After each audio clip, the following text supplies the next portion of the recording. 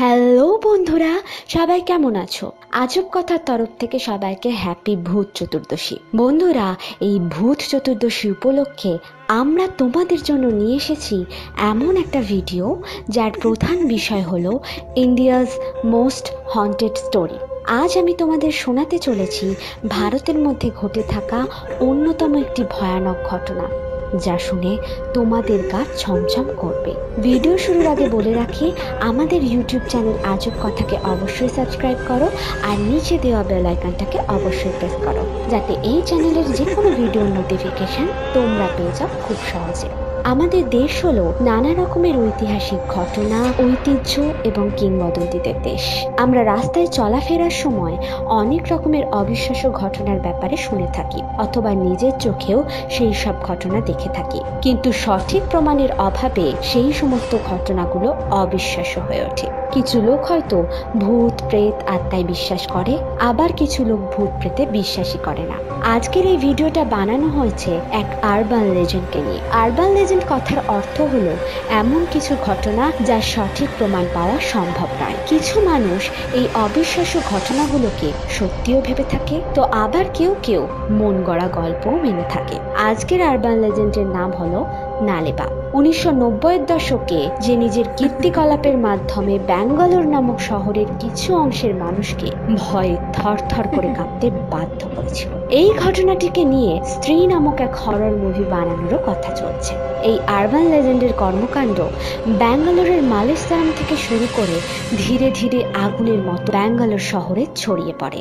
এই চুড়াল অথবা পেতনি রাত 3টে অর্থাৎ মধ্যরাতে লোকের বাড়ির দরজায় কড়া নাড়ত এবং সেই পরিবারের কোনো এক সদস্যের গলার আওয়াজে ডাকত, আর সেই পরিবারের যে সদস্য দরজা খুলত সে মারা যেত। শুরুর দিকে গ্রামের লোকজন এই ঘটনাটাকে বিশ্বাস করতে চায়নি এবং এই পেতনির অস্তিত্ব অস্বীকার করে, কিন্তু ধীরে ধীরে এই চুড়েলের শিকারের সংখ্যা বাড়তে থাকে।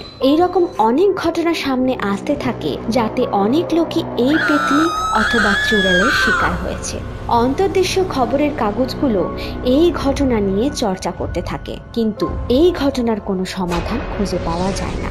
তখন গ্রামবাসী সূর্যাস্তের পর পরিবারের সকল সদস্যদের নিয়ে ঘরের মধ্যে নিজেদের বন্দি করে দিত এবং হাজার কাজ থাকার সত্ত্বেও ঘর থেকে বেরোতো না। সন্ধে হতে না হতেই রামেশ্বরম এবং রাজাজিনগরের সমস্ত রাস্তাগুলো জনশূন্য হয়ে যেত। একদিন রাতে একটা মহিলাকে মাঝরাতে তার স্বামীর কণ্ঠস্বরে ডাকা হয়। তখন সেই মহিলা খুব ভয় পেয়ে যায়, কারণ তার স্বামী তখন তার পাশেই শুয়েছিল।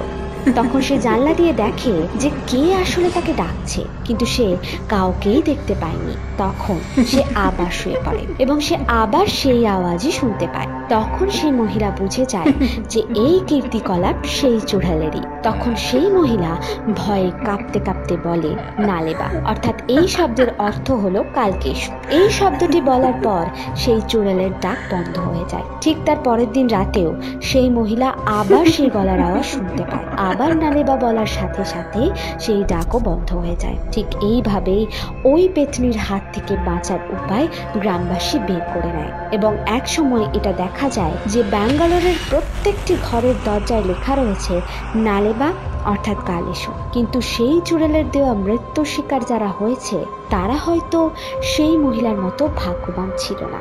এইরকমই একজন দুর্ভাগ্যবান ব্যক্তি হলো 32 বছর বয়সী নাগেশ, যে তার পুরো পরিবারের সাথে নাগেশ্বরমে থাকতো। একদিন রাতে সে ঘুমাচ্ছিল, হঠাৎ তার মনে হয় যে দরজার বাইরে থেকে তার মা তাকে ডাকছে। তখন সে দরজা খুলে দেয়, কিন্তু দরজার বাইরে তার মা নয়, সেই মৃত্যুরূপী চুড়েল ছিল, যে তার উপর হামলা করে এবং তাকে হত্যা করে। নাগেশের মতোই অনেকেই এই চুড়েলের হামলার শিকার হয়। যারা সেই সময় দরজায় নালেবা শব্দটা লিখে রাখতো তারা ওই চুড়েলের হাত থেকে বেঁচে যেত। ব্যাঙ্গালোরে এই নালেবার ঘটনাটি এখনো এতটাই প্রচলিত আছে যে এখনো ব্যাঙ্গালোরের কোনো কোনো জায়গায় 1 এপ্রিলকে নালেবা ডে হিসেবে পালন করা হয়। সো বন্ধুরা, তোমাদের এই নালেবার ঘটনাটা কেমন লাগলো তা কমেন্ট সেকশনে অবশ্যই জানিও। আজকের জন্য এতটাই, ফিরে আসবো নতুন কোনো এক আজব কথা নিয়ে।